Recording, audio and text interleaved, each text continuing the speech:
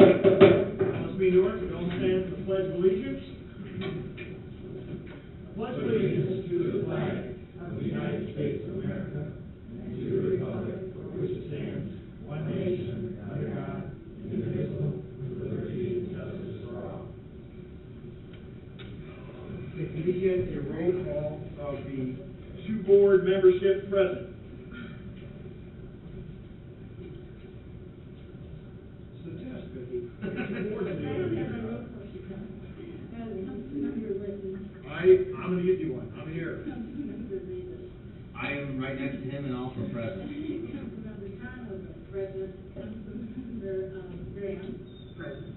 Councilmember Vitt, Here. Councilmember Jefferson. Here. And Commissioner Laura Blaney, and Commissioner Jeff Good, I'm here. and Commissioner John Evans.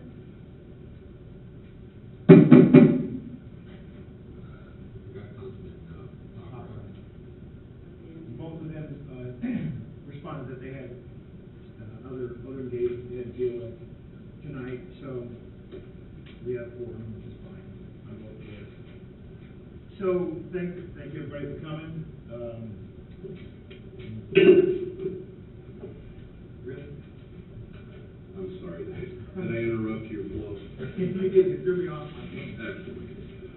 As you know, we all know why we're here. We're going to get the ball rolling on discussions about how we want to proceed and how we sort of the game plan and getting to the end result that perhaps we would like to get to with the hospital investment in hospital funds.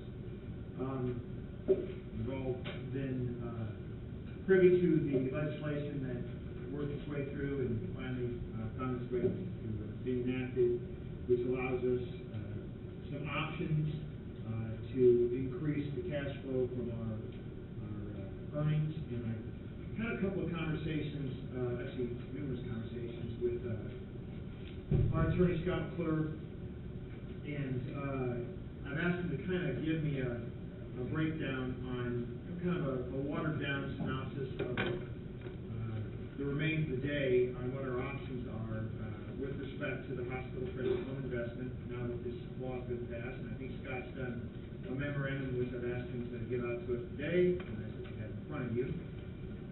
My thought as we move forward, I'm going to have Scott speak to his memo real quick, was this. I think that we've got a lot of work to do in a relatively short period of time if we come to terms with the fact that the sooner we get it done, the sooner we can start increasing the money being on this. So I think the time is of the essence.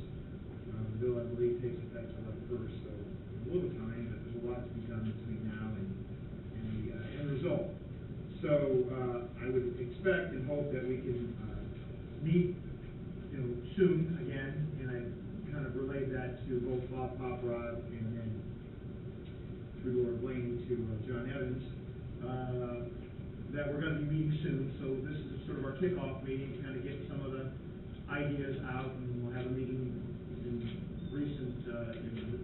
near future and keep it rolling. So with that in mind, Scott, why don't you start with your memorandum for us? All right, so the dust has settled. The elusive legislation that we have been waiting for has now been signed. Goes into effect July 1st, 2015, and it has two distinct options. I kind of want to go over those two different options. You're going to hear at some point it's going to be starting to sound very similar, and that's because they are. The differences are necessarily at the top of who would be kind of in charge of following through with these two statutory options. So the first statutory option is that I have on my memo here is option 1. That's under that specific Indiana code. Under this particular option, if the fiscal body of the political subdivision, the council, were to pass an ordinance that would then avail us under this statute, then what would happen is that would kick in the following. The fiscal officer, the treasurer, would have to establish a separate fund from which whatever money we put into from the hospital principal would go into. At that point, it requires us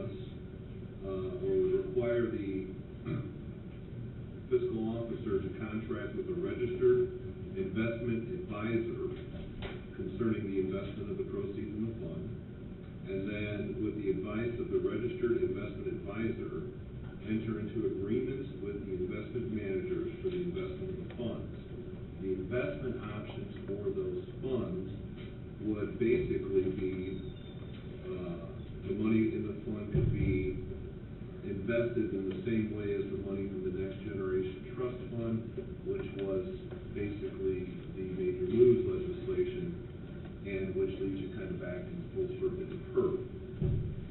So that would be how the top-down would be looking at it. It would be, here's the code section you get to invest in. The treasurer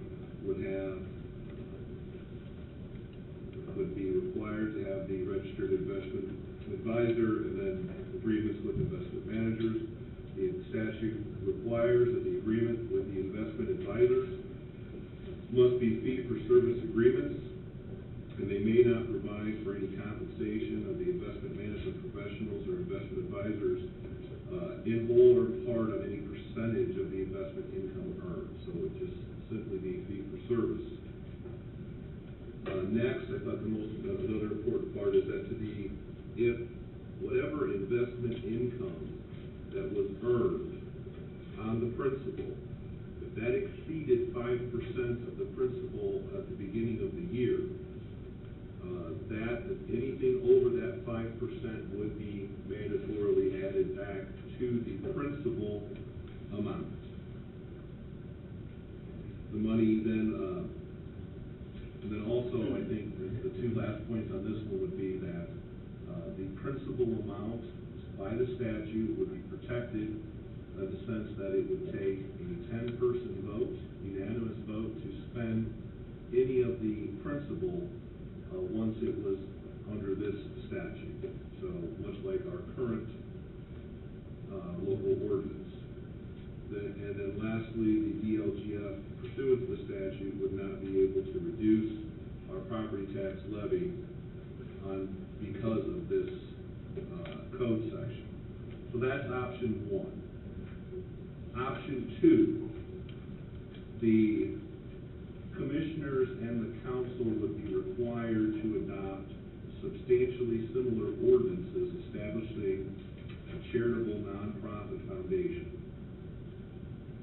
The members of the county legislative body and the fiscal body would be the board members and serve as the trustees of this foundation.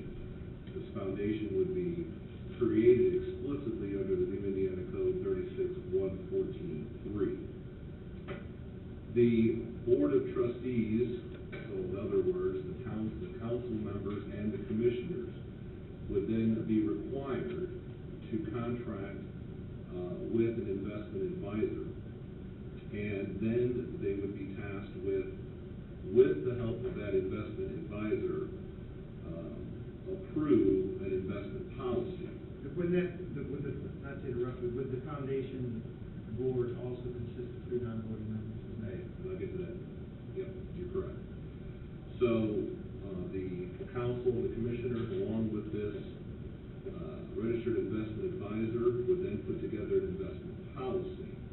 The investment policy broadly would be controlled by basically 2 issues. We would obviously not be allowed to invest in anything that would violate the Constitution of the state of Indiana. Can't steal the money. And we would also obviously be under the approved investment rule, but more importantly, we would be limited as part of that investment policy to not exceed 55% of the total value of the portfolio in equity securities. If the foundation was established pursuant to the statute, the county legislative body or the commissioners would determine the amount of the proceeds from the sale of the capital asset of the hospital that would be transferred into the foundation. Again, the same issue applies from the first one as far as the 5%, and the interest made above 5% would be required by the statute to be added back to principal. Any expenditure or transfer of the principal money would require a 10-person vote. The board of trustees, in this case the council of commissioners, would be required by the statute to meet at least quarterly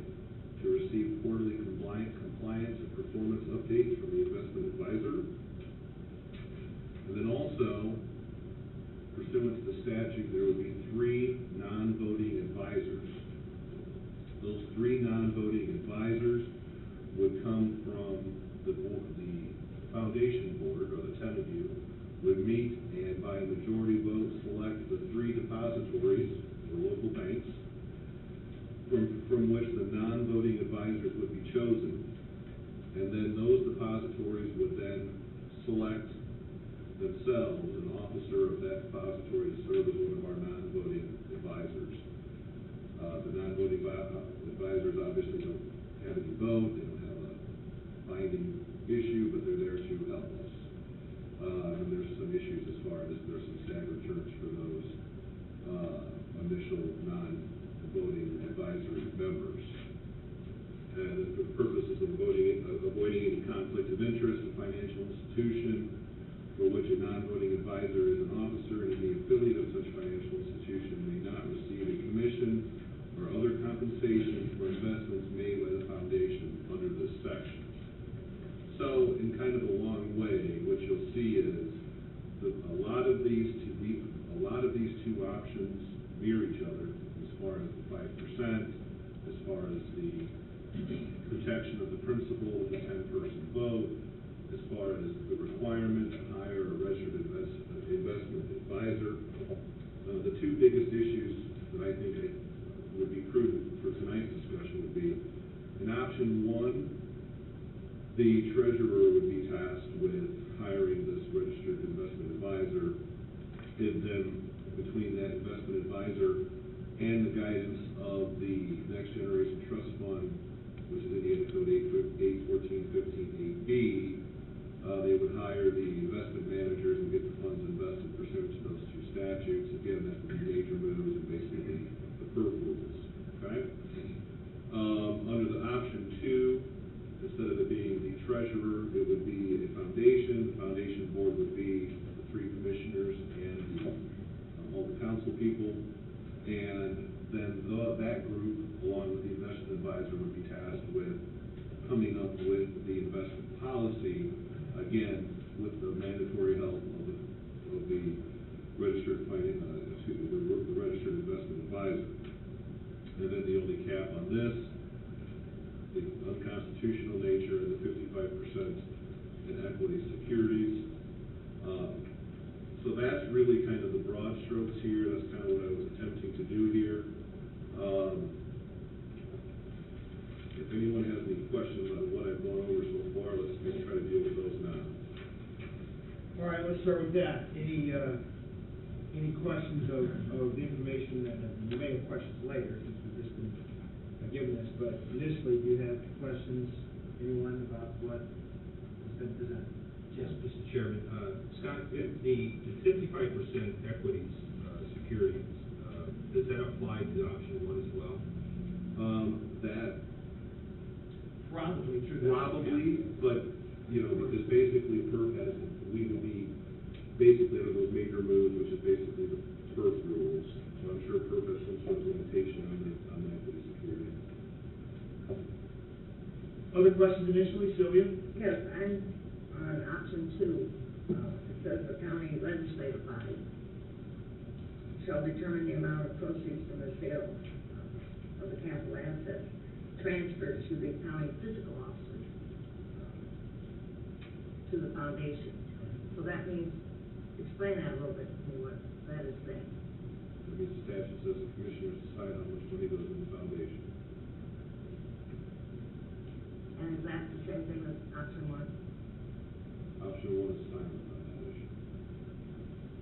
But it cannot, regardless, it could not exceed more than 55% of the total amount available. No, that's the investment restriction. That's the investment restriction. They can put it all in. 100% of any money we have from hospital principal can go into option 1 or option 2. The 55% restriction applies to once whatever amount of money up to all of it is in, let's say, the foundation. Our investment policy could only allow up to 55% of that money to be invested in equities.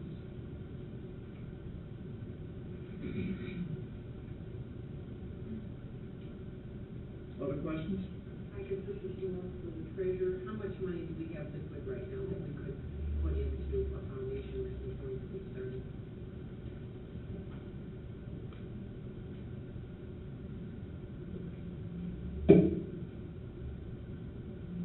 About $55 million right now. What will you have by the end of the year? You know? Approximately.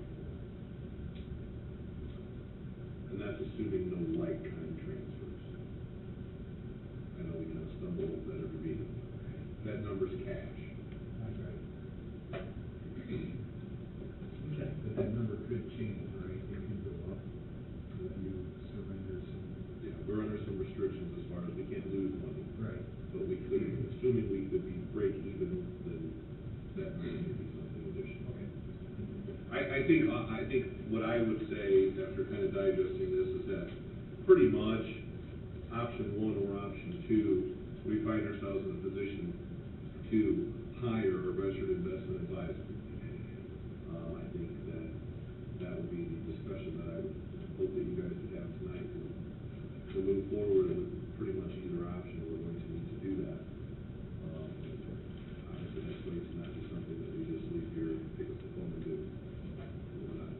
We need to put out a bid for I think- individuals to apply. I think we would, my suggestion would be obviously to do some sort of RFP, and get some options in here, let us review those and pick one. And then that person, assuming we went with option two, that person would then be tasked with meeting with us and coming up with an investment policy that this board would then pass by a majority under those restrictions. And then that part of that issue would be, we can move on.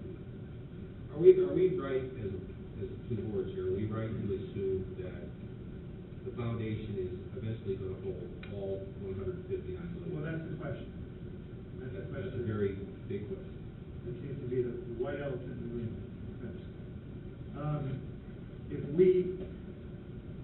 If we've got, we've all sort of pontificated on this, and at least from the county council perspective, on how much we think should we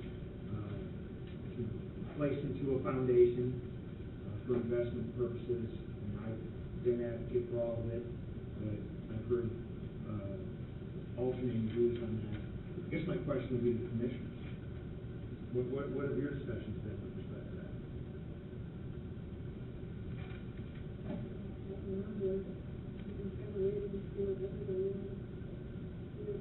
Would there be any reason why to not move it over, all of it over, because of the, giving us the ability to earn more interest? Would there be a reason why we kept any?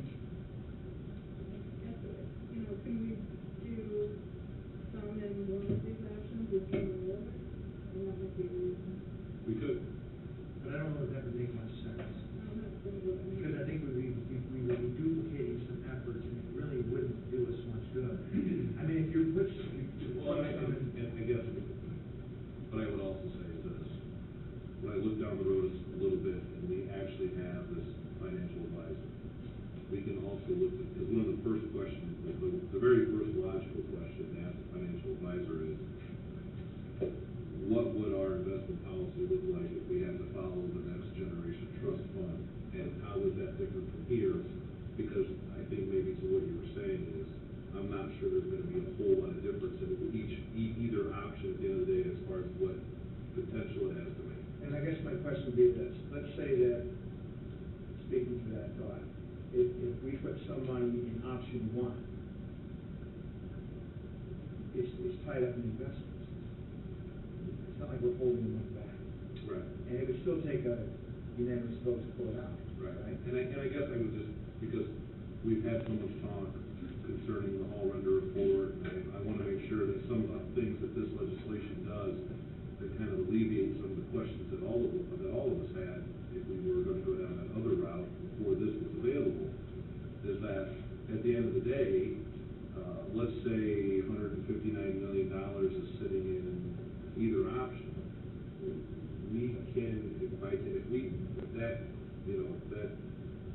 miracle situation puts itself together where we want to go get some of it, you 10 can still vote and get it out. Which was one of the questions of the original foundation, is that whatever that magic disaster would be, we wouldn't be able to do that. This we would be. I guess my concern and my thought, and I've said this before, but I'll say it again, is that I want to protect the corpus, the principle. So if there's some desire, I don't know that we're there yet, but to do some capital projects, if we can assume 5%, and that's a big assumption, but let's just assume that for a moment. That's, $8 or $9 million a year. Now, we know we have a shortfall in our budget because of property tax caps, but it ain't $89 million. that leaves us some money to do some things. Now, that could be, we could use that money every year to do some projects. We have the option, I think, of some sort of revenue fund against that, I think. I'm not sure about that part, but we could, to do some capital projects and protect the principals. That's my thinking. And I would also add to that thought, part of both of these options is that, assume this for a moment, we have the years that we make more than 5%. We are adding back to the principal. So to some extent, the way this is set up is that 20 years from now, whatever the value of $159 million is to us today will be that value 20 years from now, and we still have that principal, and we still have whatever the 5% earning could potentially still be the same amount then as the benefit. Potentially. Think of that, Jim, when you're on this council 20 years from now.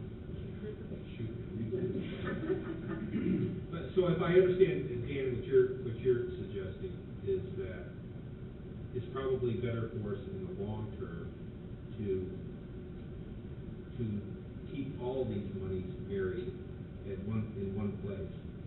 And if we decide a year, 2 years, 3 years down the road that there's a capital project that we need to address it at that point. And by the way, I'm in favor. I don't see any benefit, financial or otherwise, for us to separate these monies at this point. They should all be in the same place, managed by the same group of people at this time. My question is more of a shortfall, or short term. And I think there's a gap here. When are we gonna be able to start, making interest, earning interest? By the time we invest this, we'll probably maybe get a quarter, 4 months of interest. Where is that gonna put us at the end of the year for county government? Because we're gonna have a shortfall. I know we pretty much burned through all of our interest so far.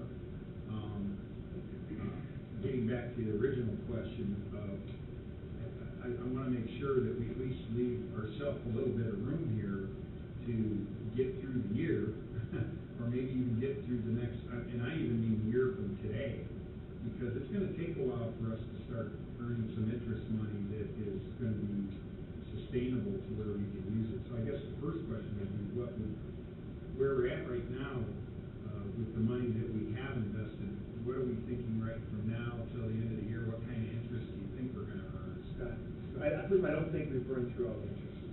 And I think from a bigger standpoint, I think Jeff is on point. I think these two boards would have to plan to get through the rest of 15 and 16 before we're seeing this money producing. And as of right now, how much do we have in hospital interest? 5.8?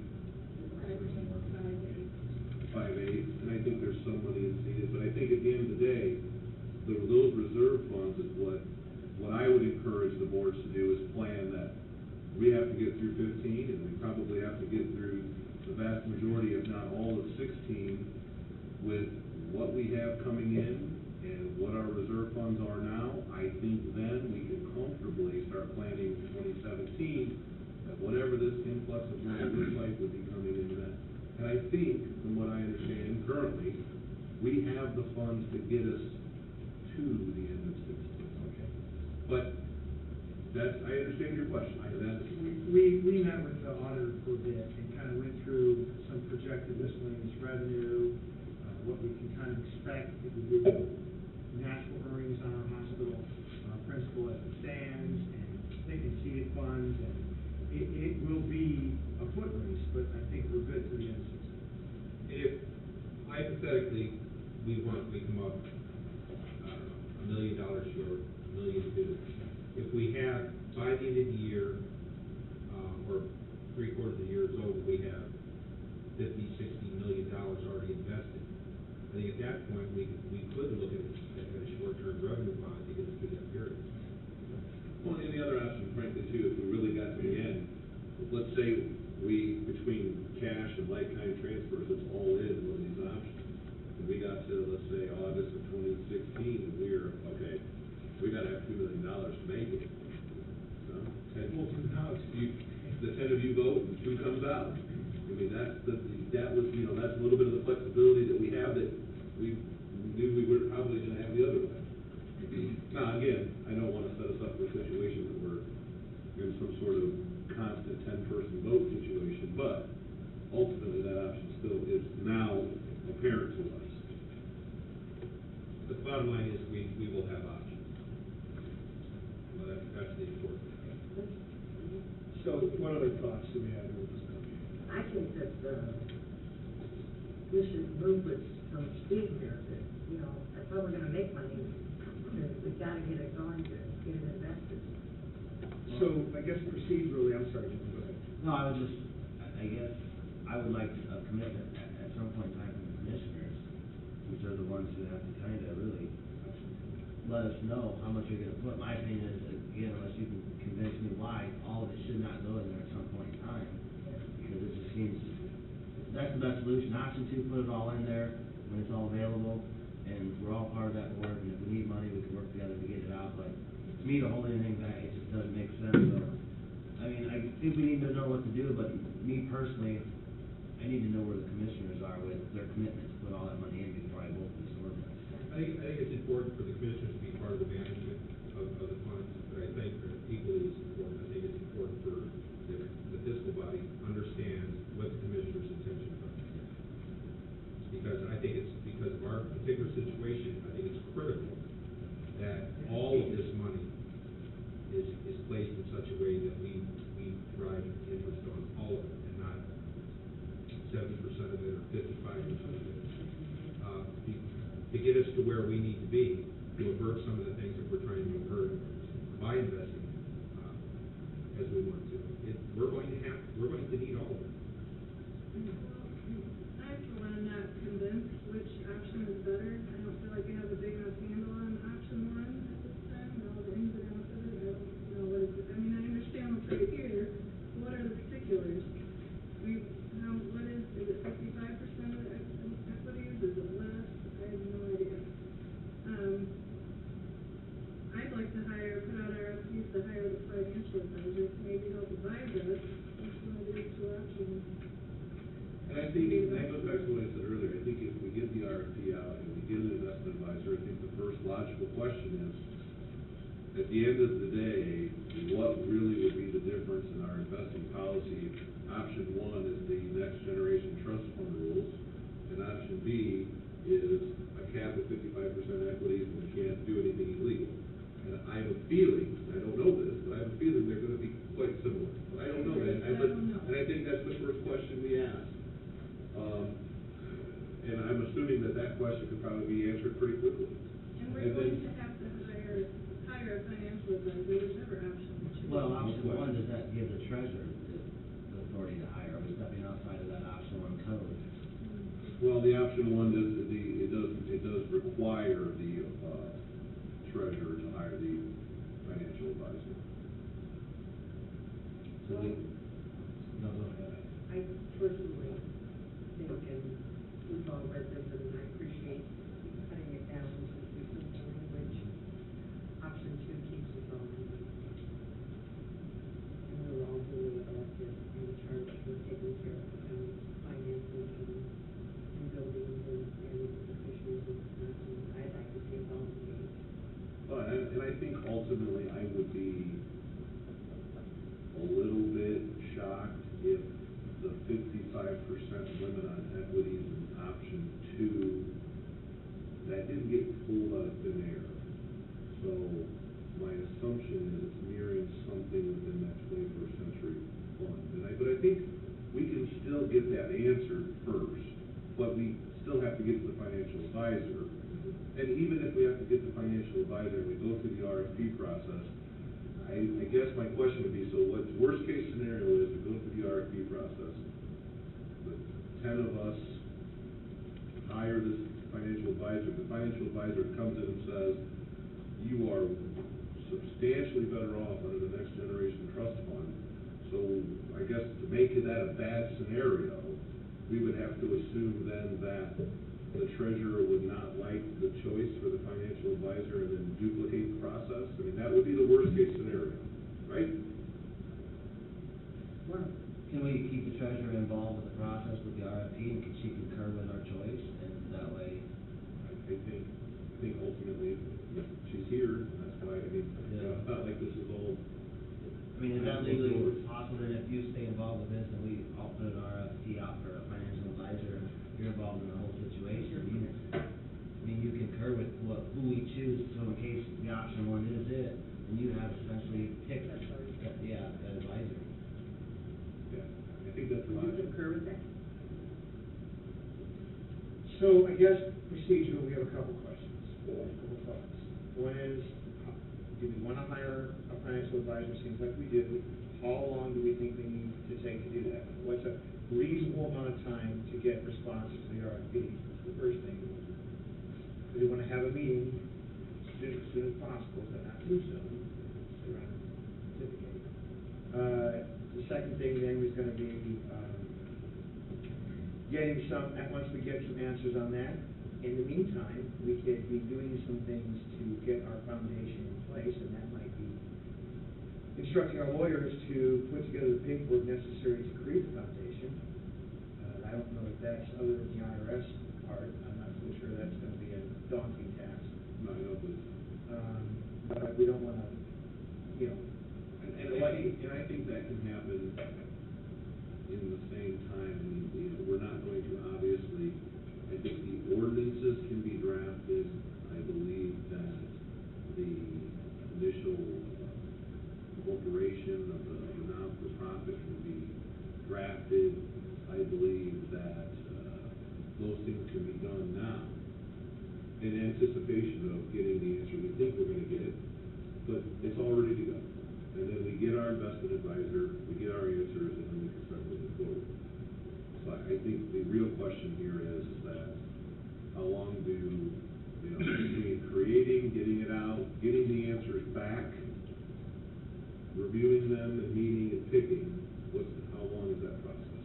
Knowing that, we can say, and I would just caution and say this, I mean, first of all, 30 days before we can even, assuming all these ducks were in a row, we're still 30 days away from legally being able to do it, okay? Actually enacting the ordinance. But we don't want to, I don't want to take the time that people, the registered financial advisors can reply. I don't want to smash that down. what's your suggestion, Scott? I think from the moment it leaves the building, I would think it's a minimum of 3 weeks. I mean, 2 weeks sounds too short. I mean, Well, you know what we've done in the past, we've done this before. And, it seems like here we are talking about it, we were talking about this towards the first of the year. These are, we need to. Well, we've got a law now. Well, that's true. So, you need to get with Betty Knight and the treasurer. Betty and I would produce and the treasurer would produce the RFP. Okay. I'm assuming that's gonna take at least a week, okay? And then once that's complete, how long do we want for them to respond? 2 weeks? Is that what everybody thinks is enough? I'm asking you. That's good. 2 weeks? Sylvia brings up a good point over here. What's that? Go ahead. Well, I was just saying, remember, we didn't make our first breach broad enough and we then reissued it. And, so I think we should decide how broad we're gonna do this. Yeah, I agree with that, so, yeah, I hope that we really, when we do the RFP, that we reach out to a lot of people that have a lot of experience in this, because it's a lot of money, and I wanna make sure, from my perspective, that we have the best people on this thing that we can get, so, just marrying it to Northwest Indiana or whatever, I think we need to have a greater outreach to get, better people involved. So that's the task, Scott.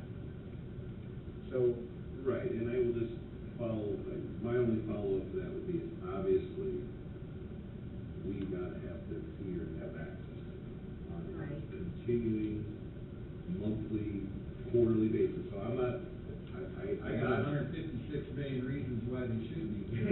That's gonna be. They'd probably try it. That's gonna I'm be. just saying. I hear you, but, that comes with the ticket, and that should be part of the RFP. opting for option two, I mean, that brings up the next, thing, we get to meet quarterly, minimum, which is good, I mean, we can kind of keep our. And there is an audit. And there's an audit. So, first party, annual audit. I mean, I guess what I would say now, I guess it's the 10 days to get the RFP out and. 10. And. 8.5. So in 7 days, you'll get the RFP out, and then we'll have 2 weeks to respond next 3 weeks. But we're relying on attorneys, just keep that in mind. I can think of 156 million reasons why you can get it out.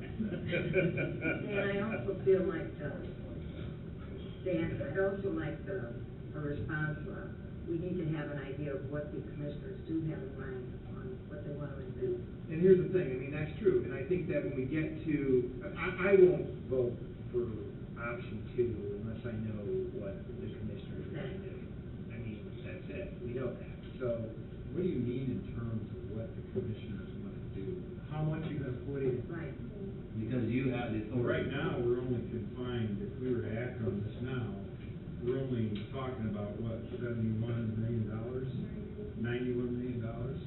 So it seems to me like we're gonna have to vote that other money in, right?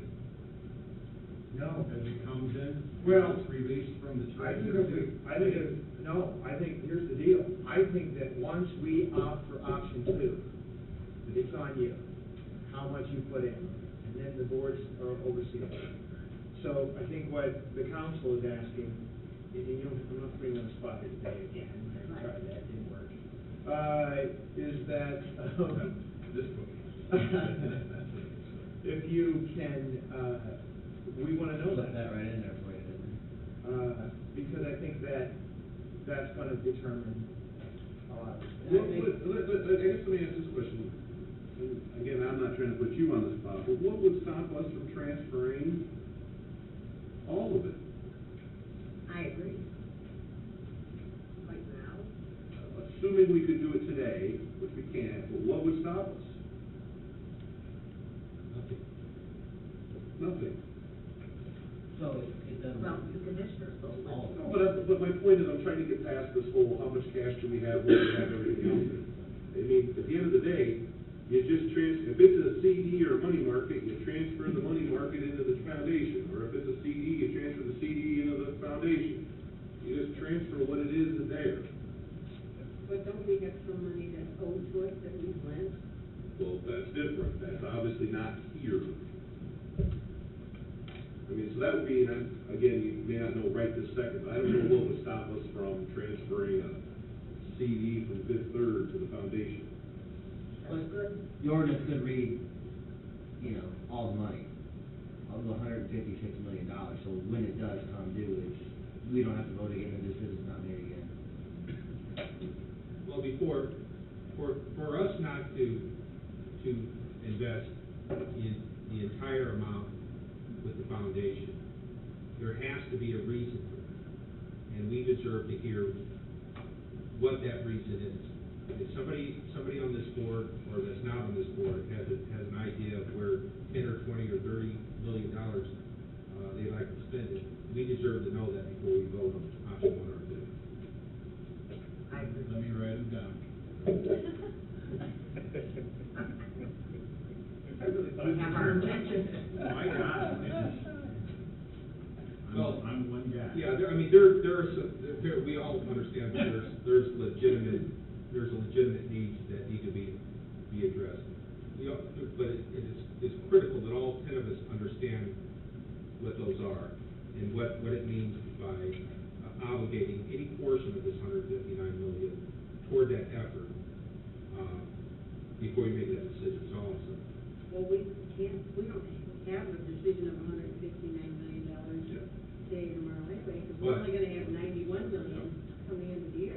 But the board, depending on what option if we go with option two, the commissioners could say that we are going to invest a total of 70% of the total eventual that's available here for the foundation. They could do that. And the remaining balance is going to be used for this or that. But here's the rub, and here's the beauty of it. They can't spend a penny of the rest if we don't tell them. So, And I think. I don't think we have any intention of Right. doing And that. So nobody's saying that, Commissioner, but what they are saying is we're just looking for some guidance on, and part of it you've already addressed, and that's, we want to get from an investment advisor, what's the end result of these two options, borrowing our investment power. The second part, obviously, is we as both parties, it's a oversight issue. Option one, oversight, we don't have it. Option two, oversight, we all have it. But then, obvious question is, how much money we're going to put in there, because that makes a difference. So what Jim is saying, and what Sylvia is saying, and quite candidly what Karen is saying, is we kind of want to know, before we vote, it takes us all to vote for option one or option two, but before we vote for option two, what are we voting for? That's what we want. And I want to hear from the investment experts. Which option? Well, not only that, $100 million, investing $100 million as opposed to $159 million gets us at the end of the day. Because the fact remains, the entire reason we have decided to create the foundation, or not the entire reason, but a large part of the reason we decided to create a foundation is for that interest to come back and be put into operations here, so we don't have to raise taxes. And if that means, to get us to that point, because none of us up here are investment experts, is it's likely we're gonna need all of it, or no, we can do that with 70% of it. I wanna hear that from the experts. And just so we all know, if you got your screens on, we have 157 million and change, that's what we have. That's the hospital person. That's hospital prison. So, I mean, there's a lot, there's some discussion to do, but I guess, we don't have to nail it all down tonight. I'd like to have a meeting in the near future to start nailing it down. But quite honestly, I really wouldn't mind if we, in some philosophical form, decided that the foundation probability, so that I can instruct our attorney, and you guys can instruct your attorney, to start working towards that, so we don't have a delay behind the delay. Well, I for one I don't need an investment advisor's consulting me on whether to pick option one or option two. I don't, that for me, to me, everything else under that, absolutely. I agree. As far as, just speaking from my standpoint, as one commissioner,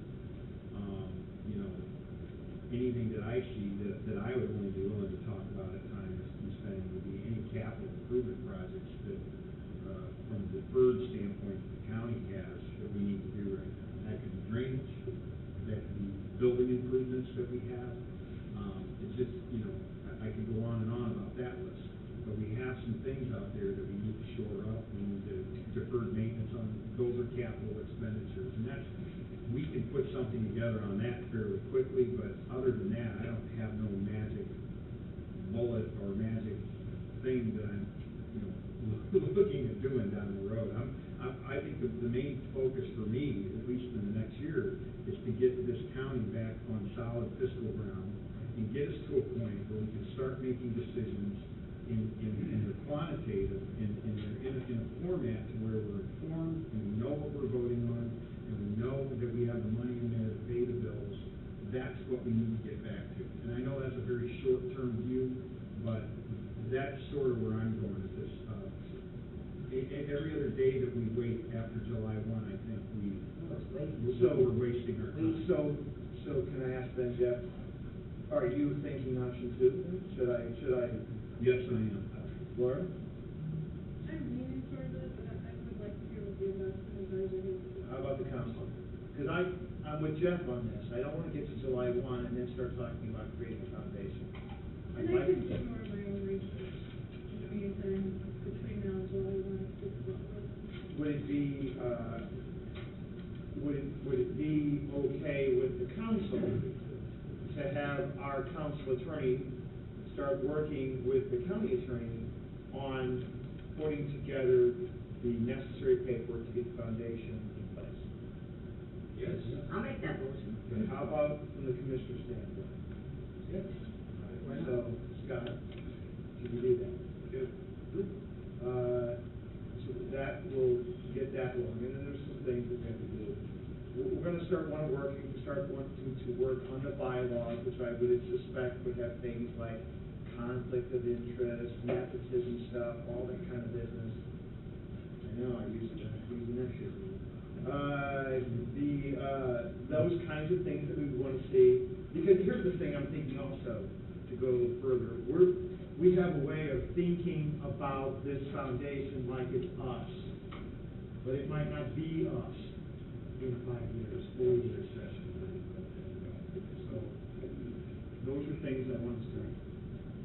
So that resolves one issue. So, I just have one last thought for the board, is that why I think it's absolutely critical that these monies stay together. And that is, if there are capital improvement projects that the commissioners, and I think everybody up here understands that there are, that we can address those with revenue bonds generated from the full extent of the entire amount being invested. I agree with you, yeah. I agree. And not, that way, we do not burn up any of this money, none of it. I'll concur with Jim. I think we need to just be so protective of the principal. And again, speak to Dan. No, I do think about it as us. And I'm not gonna be here maybe in 4 years. sure you will, Karen, come on. No, Jim's gonna be here for 20, but anyway. And his hair will still look as good. Exactly. But will it be But- Commissioner Biggs, Sheriff Biggs? But it is, it's the council of commissioners overseeing these. How many times have we been here? Jeff, we're just trying to have one. Well, option two will be meeting 4 times a year, and we'll laugh.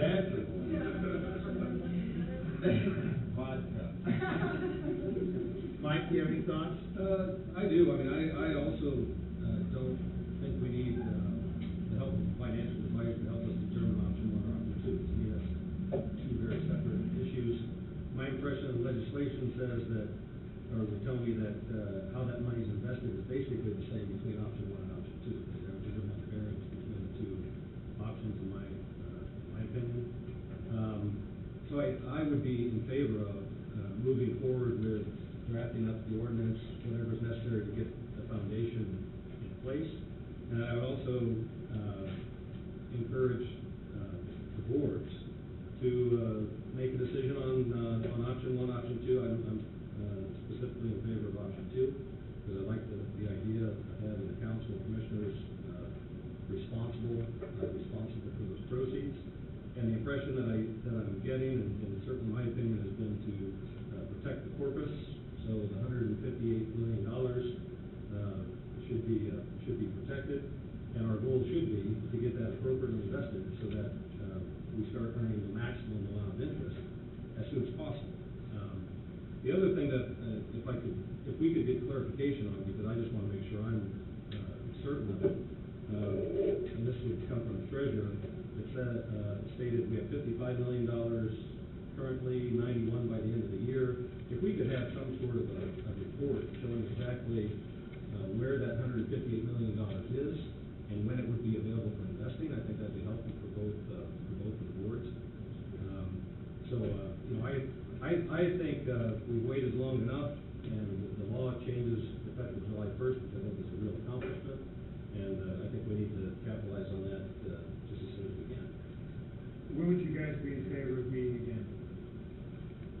Next week? Well, Scott, you got a little bit of work to do, right? Well, I guess my question is what are we gonna meet about until we have the answers back from the RFP? Voting on option 1 or 2. Are we not prepared to do that tonight? Well, we have 2 individuals that aren't here. I don't know if I'm ready to vote, but I don't want to. Do we have to have the 2 that are missing tonight voting? No. No. No, but we don't have ordinances drafted to do option 2. Right. We don't have an ordinance drafted to do option Scott, 1. so maybe what we need to do is meet in the near future and have the different options, have an ordinance, and let's choose and do it. Okay. But please have both ordinances on 1 or 2 drafted at that point, so there's not even a delay. I would like to suggest that. Commissioners, any thoughts?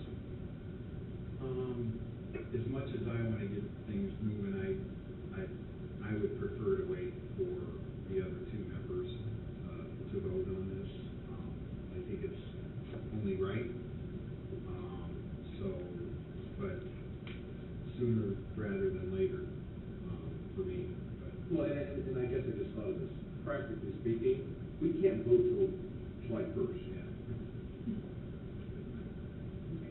So then we should have our ordinances by that time. So that, I mean, That's why we pay the big money. I think quite frankly, we probably I don't know. could. It just wouldn't be, It wouldn't It be won't be effective. binding until July first, we Right. couldn't vote. I mean, that, Attorney Armstrong. you win. So procedurally speaking, we all, I think, are on the same sheet in the sense that we want to keep it moving, and we want to keep it moving at a good pace. So when would you like to meet again? When are we meeting again? 23rd. We meet on the 21st. No, we don't. No, you don't. I'm totally wrong. But I'll be there. Well, I'm sitting there all by myself. I'm out of town from the 21st to the 26th.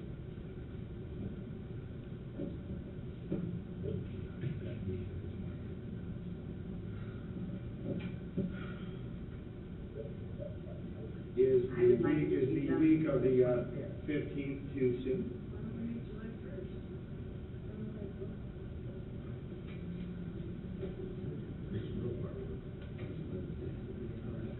But then I would ask that, I gotta be honest with you, if we do that, I would ask that our attorneys have the ordinances in place, or, ready for us. I would ask that we have bylaws ready.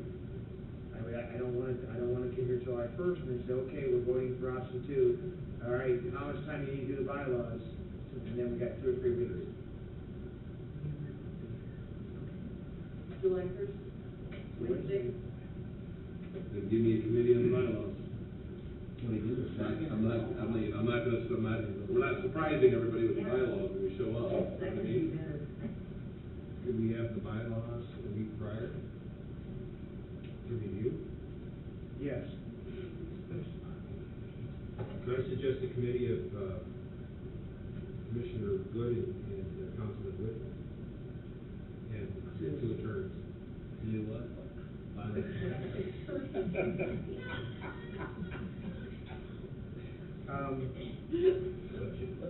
Frankly, what I'm trying to avoid, what I don't, I mean, I understand what, I think I understand what, we have had some discussions about what we want in bylaws for the And other we've got, foundations. Scott, I don't mean to interrupt, but Scott and I have had some conversations in the past, and we've gotten some model bylaws. We can start getting those disseminated, we can start getting things out to you guys and asking, what kind of things do you want to see in these? We can get you some draft bylaws out, that's fine. As long as we get everybody get their input in, we can get it done in October. Let me speak to this memorandum a second, because I keep hearing that this was getting this to the last minute. Let me just say this. Scott was gonna bring the legislation, we're gonna talk about the legislation. Within the last few days, I asked Scott to break it down for us. We can have a conversation with the memorandum, you can take it with you, you could review it, and then when we met again, we could have further discussion. But the legislation's a little cold piece, so Scott's defense, he did it right when I asked him. Thank you, Scott. Now I'm gonna feel better. So, July 1st, Can we go second? I apologize, Wednesdays are terrible. It's a day later. how much interest do we lose per day, Trevor? Really? 9,000. Really? First of all, we have 2 people that aren't Yeah. here. Do what? Yeah, We have 2 people that aren't here and it's gonna take 10 of us on this. Well, on this initial vote, or is it just a majority? I don't know, does it take a unanimous vote to option 1 or 2? I think it's not, just to move the money, take Okay. that, or option 1, for us to move the money, it takes unanimous. Right. So,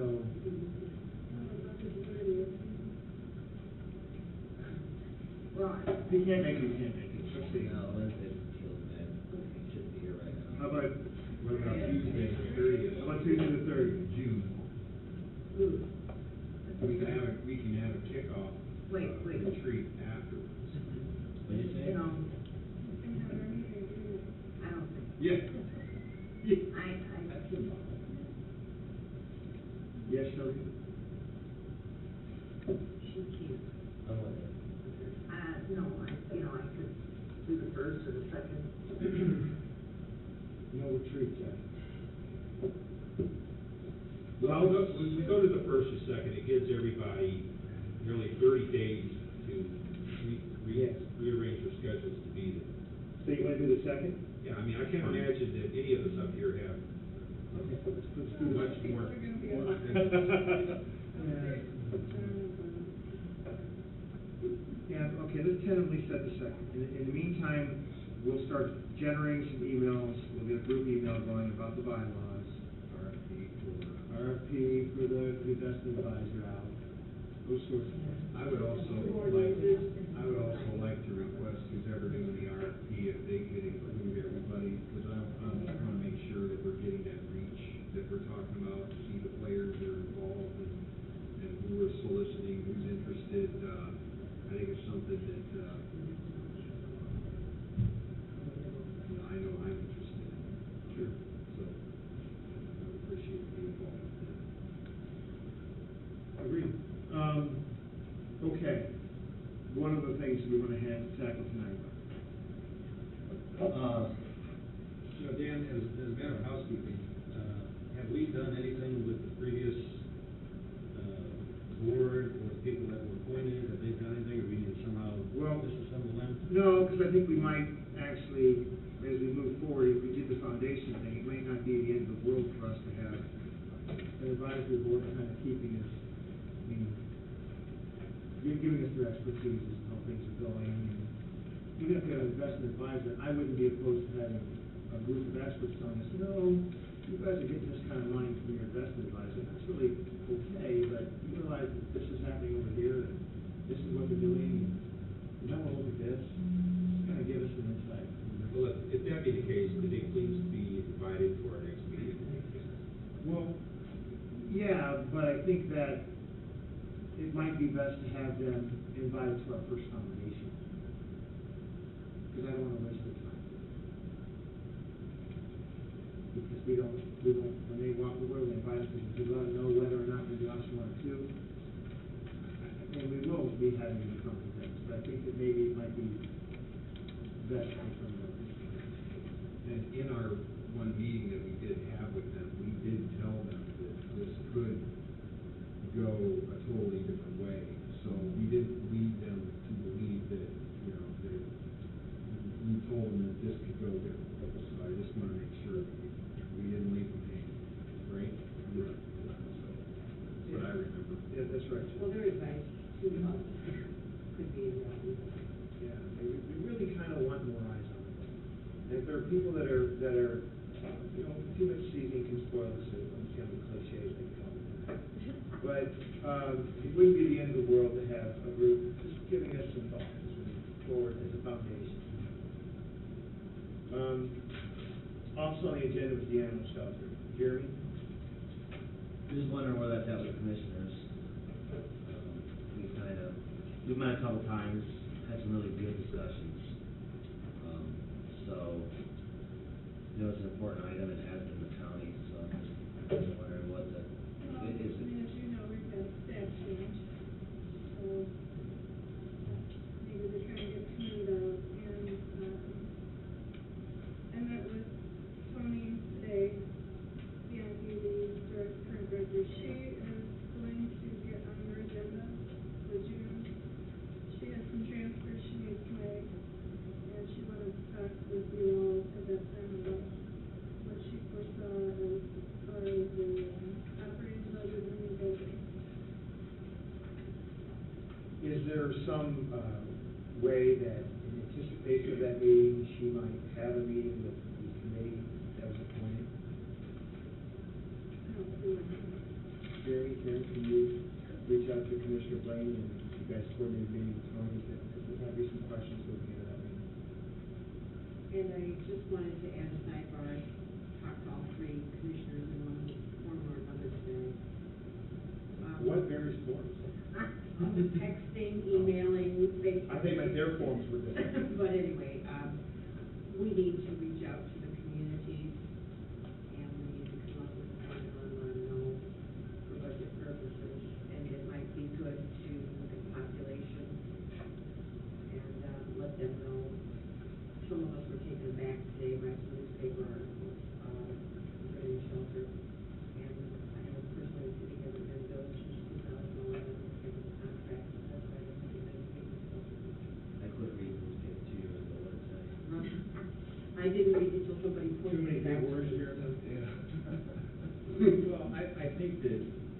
you know, it was put to us earlier about what capital contributions, and the animal shelter's been bannered around quite a bit, but at the end of the day, I think where we're at is we're trying to figure out, you're gonna go from an 1,800 square foot facility to a 10,000 square foot facility, at least that's what the talk has been so far.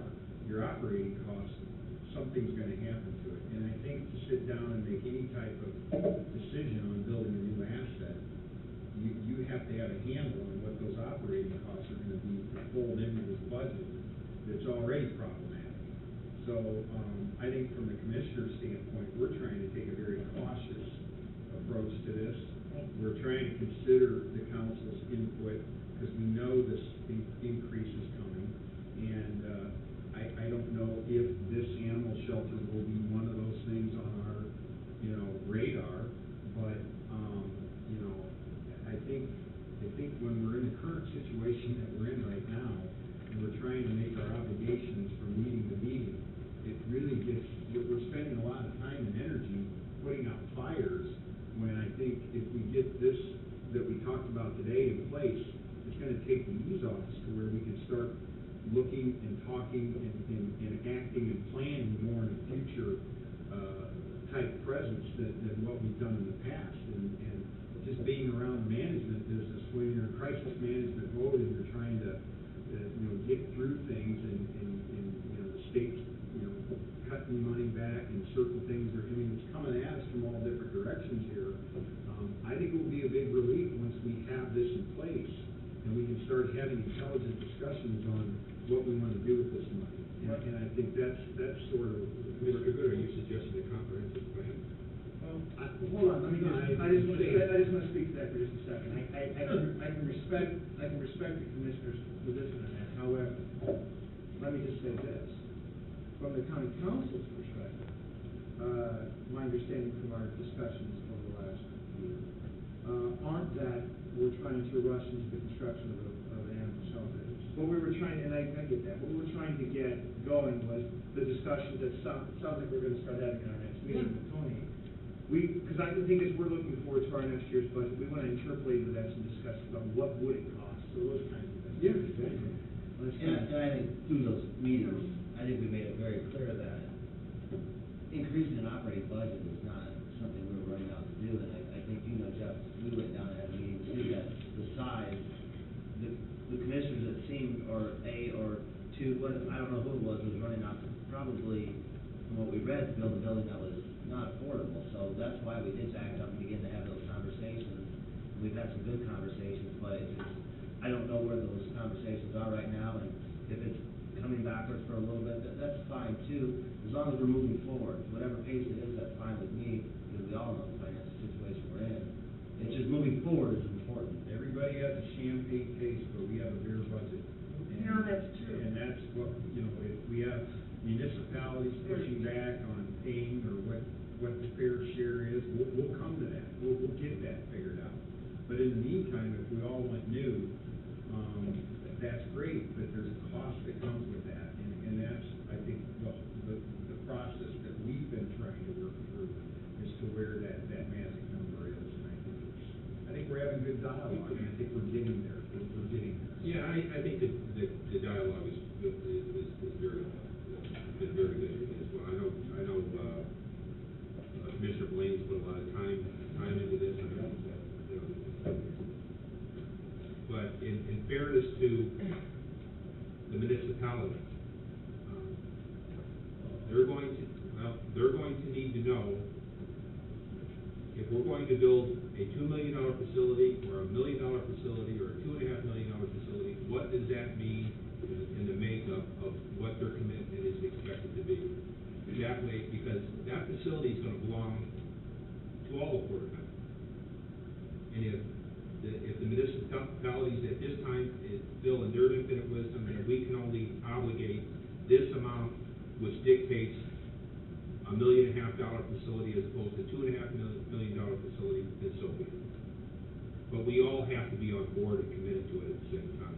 Because struggling and fighting like this, you know, us making our decision on this end and saying, here it is, cities and towns, live with it, and here, we'll be looking for your check. That really isn't right. It really isn't right. in the county. They need to know. They need to know, just, They need to know, and they don't need to read it in the newspaper, they need to know. and we need to know, if they're not committed to an amount that your committee or the commissioners come up with through some kind of formula, right, with the sheriff's department, with the fees, then we need to, the county government needs to know that. Because Right, we we need to can't know know. what monies are Yeah. available each and every year to run that place. So I think that goes back to the very reason that we created the animal shelter committee, was to get those kinds of things going. And personally, I think they've done, from what I understand, I personally think they've done a very good job. I think they've done their homework, and I think that if the time was taken to communicate how they came up with those fees, I think people would say, I think I agree with that. Because it was, my understanding is based on call volume. Okay, so that's pretty cool. Anything else? Well, the great city of Forge will be at the table in those discussions. Oh, they already paid it, whatever we pay over here, it's gonna be a savings. Because they can't even bring their animals to Porter County right now. All right, so, on that happy note, so we've got our tentative next meeting. We're gonna reach out to the two members that aren't here, make sure that they're understanding what the meeting is. And we've got our attorneys, some work to be done. Would the commissioners please tell the county attorney to expect a call from our attorney at that moment? Thank you, commissioners, for joining. Thank you for You want coming. a second at 5:30 or? What time? 5 o'clock? So I second 5:30, works for everybody. Art, will Joy be handling the communication Yes. out to everyone? Okay, thank you. 5 is, That's good. 5? 5:30? 5 good or 5:30, guys? There you go. The earlier the better. 5 o'clock, I'll see you guys at 5:15. Motion to adjourn? All right.